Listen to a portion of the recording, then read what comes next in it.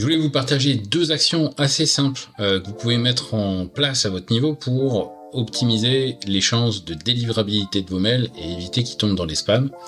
Ces actions, elles concernent tout simplement le test de votre adresse email et éviter d'utiliser les mauvais mots qu'on appelle les spam words.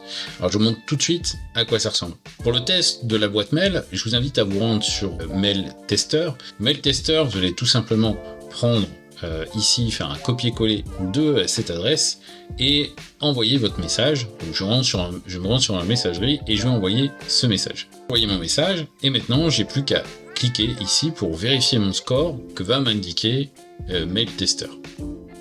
Et ça va permettre de savoir notamment si mon adresse, telle qu'elle est aujourd'hui construite, a été bloquée peut-être sur des serveurs.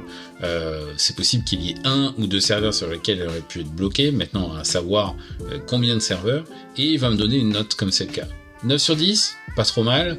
Il faut que je sois vigilant. J'ai été mis sur une liste noire peut-être il y a quelques temps, deux, trois petites rectifications à faire pour que demain j'ai un 10 sur 10, mais le soleil brille, il y a la plage, il y a le bateau, ce sera largement suffisant pour mon mail perso pour envoyer un message. Demain, quand vous créez une campagne marketing, c'est pour ça, n'hésitez pas à utiliser une adresse vierge de telle façon à ce que elle puisse être propre de tout point de blocage qu'elle aurait connu par le passé si elle avait été utilisée et envoyée sur des mauvaises adresses ou tout simplement si les individus à qui vous avez écrit vous ont bloqué, mis dans les spams et considéré que les messages n'étaient pas pertinents.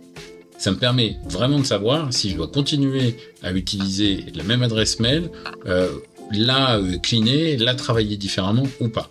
En tout cas, mener des actions.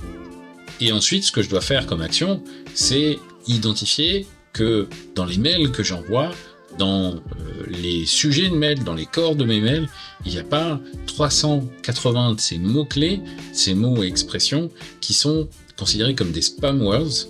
Et à ce moment-là, vos mails ont plus de chances de tomber dans les spams.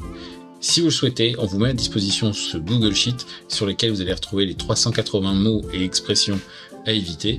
Et si vous souhaitez aussi utiliser ChatGPT intégré à Google Sheet, puisque c'est tout l'intérêt par exemple de ce genre d'initiative, on vous a fait une vidéo sur la chaîne qui vous explique comment l'installer et à quel point ça peut vous être utile pour demain pour trier des données ou faire d'autres actions. À bientôt!